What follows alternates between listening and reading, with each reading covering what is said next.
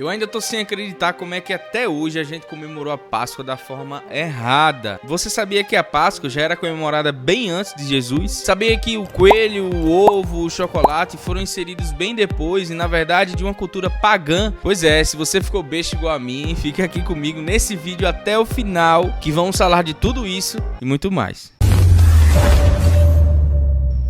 Fala Brasil, beleza? Hoje é mais um quadro aqui do nosso canal e eu não vou ficar de enrolação, eu vou direto ao assunto. Mas, se você não é inscrito do nosso canal, eu sei que tem muita gente que assiste o nosso canal, mas não se inscreveu. Se inscreva aí, é muito importante para você receber todos os nossos vídeos. E se você já é inscrito, curte esse vídeo antes mesmo dele chegar no final, beleza?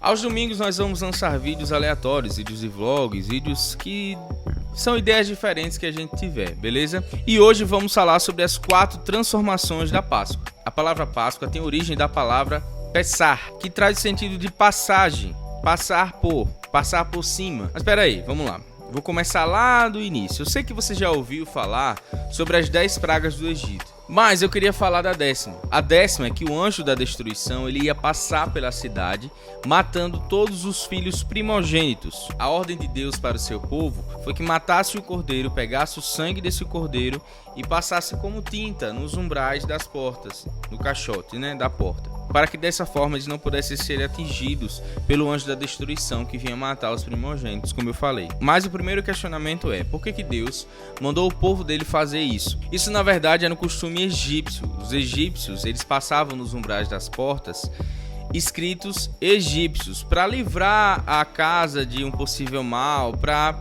livrar a casa de tudo que fosse atentar àquela família. E na verdade Deus ele usou esse mesmo costume porque o povo dele estava fazendo isso também, por estar morando lá, por ter convívio com os egípcios, por ter sido preso pelos egípcios, eles pegaram os mesmos costumes. Deus ele quis dizer assim: a única coisa que pode livrar você do mal é o sangue do cordeiro. O sangue de Jesus tem poder, faz o inferno estremecer, faz o Satanás correr e o milagre acontecer. Então o povo de Deus fez isso e assim eles foram, depois dessa 10ª praga, eles foram libertos do Egito. Então todo ano eles comemoravam a Páscoa, que na verdade significa a libertação dos hebreus, do povo de Deus, do Egito. Eles foram libertos e assim eles ficavam comemorando a Páscoa. Mas uma coisa que eu queria salientar, que eu amo muito na Bíblia, é que a Bíblia toda ela se completa.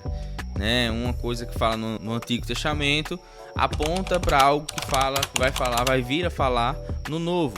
Muita coisa que fala no Novo é referência do Antigo Testamento. Então esse cordeiro que Deus mandou matar e colocar o sangue dele nos umbrais da porta, isso já estava apontando para o cordeiro que viria, que seria Jesus. Uma referência disso que a gente encontra é antes de João Batista batizar Jesus, ele vê Jesus passando assim e ele diz assim: eis ali o Cordeiro de Deus. E essa é uma referência de cordeiro. O tempo todo a Bíblia vai apontar Jesus como o Cordeiro.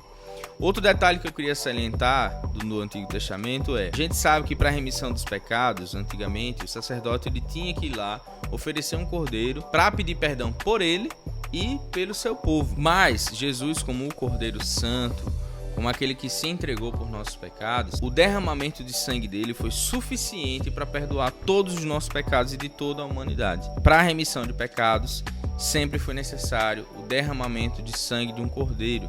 Jesus foi o único cordeiro que derramou o seu sangue por toda a humanidade. Então é isso, esse foi o primeiro tapa que eu levei ao pesquisar sobre esses assuntos.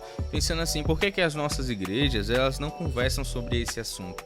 Por que eu vim descobrir só agora que na verdade a Páscoa começou lá quando o povo foi liberto do Egito? Vou invadir aqui o seu vídeo para falar das nossas camisas Tome Prumo. É no sentido, obviamente, de ser a linha, de ande na linha. Veja o que a Bíblia diz sobre esse assunto. Essa de Provérbios 9:10. E lá diz assim: o temor do Senhor é o princípio da sabedoria. E óbvio, tem a nossa famosinha do café, para dizer que esse é o café que a gente precisa todos os dias ao acordar. Amar o nosso Deus de todo o nosso coração, de toda a nossa alma, de toda a nossa força, de todo o nosso entendimento. E a gente vai agora para a segunda transformação, que é a Páscoa passou. A ceia era um costume do povo de Deus e eles apontavam para um Messias que iria vir. Após a morte e a ressurreição de Jesus, a gente comemora a ceia para um Messias que já veio e vai vir nos buscar. Esse Messias, o Jesus, ele morreu no dia da Páscoa. Então a Páscoa teve um novo sentido para os cristãos. A partir daí a Páscoa é um memorial da morte de Jesus, da morte do Cordeiro. Que inclusive é outra coisa curiosa, que a gente sempre aponta a Páscoa para a ressurreição, mas na verdade a Páscoa ela é uma memória da morte do Cordeiro, da morte de Jesus. Obviamente a gente fica muito feliz porque Jesus não só morreu, ele ressuscitou. Mas a Páscoa cristã é lembrar da morte, é lembrar que um cordeiro foi sacrificado por mim e por você. Ele morreu em meu lugar, no seu lugar. Ele nos livrou das mãos do diabo, ele nos livrou da ira de Deus. Essa é a verdadeira memória da Páscoa que os cristãos deveriam lembrar. Mas com o passar dos anos, essa comemoração de Páscoa, ela foi recebendo novas adaptações e, na verdade, adaptações até pagãs. E isso eu vou para a terceira transformação que a Páscoa sofreu. Que, na verdade, é o que eu cresci me perguntando a vida toda, né? Por que a Páscoa é sobre a ressurreição, é sobre a morte e entrou questão de chocolate, de coelho, de ovo? Por quê?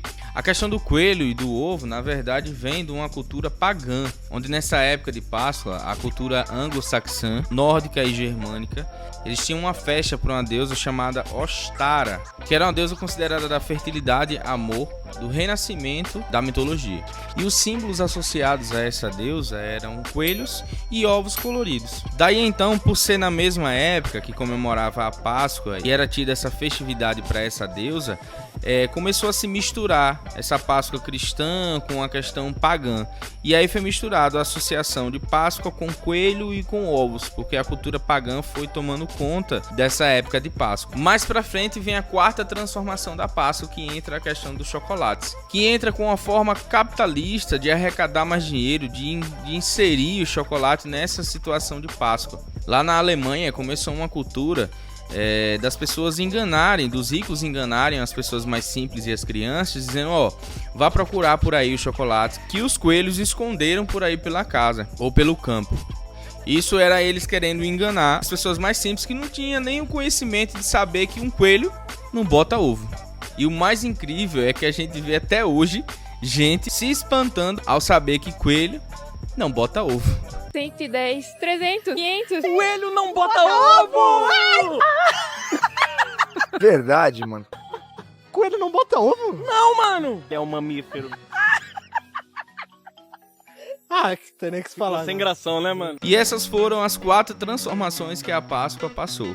Mas biblicamente, a que faz sentido pra gente, primeiro a dos judeus, que eles comemoravam a saída, a libertação deles do Egito, e depois o novo sentido que ela tomou com a morte e ressurreição de Jesus. Esse é o verdadeiro sentido da Páscoa. Mas com isso eu não quero dizer que você também não pode comer chocolate, que você não pode dar chocolate a seu filho, que agora você vai ser um alienígena que não comemora a Páscoa, não comemora nada, não faz chocolate porque veio de uma cultura pagã. É pecado, o Senhor me mostrou no inferno.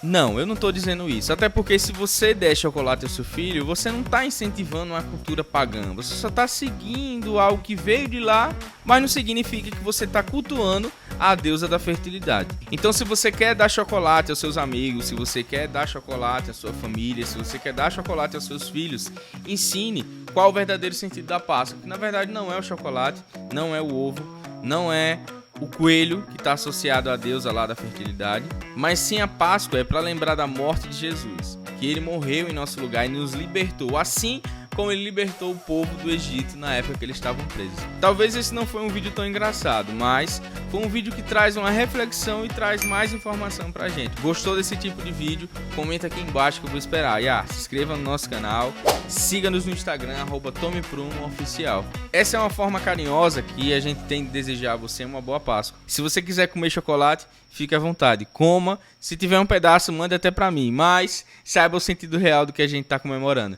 Saiba o sentido real da Páscoa. E tome prumo.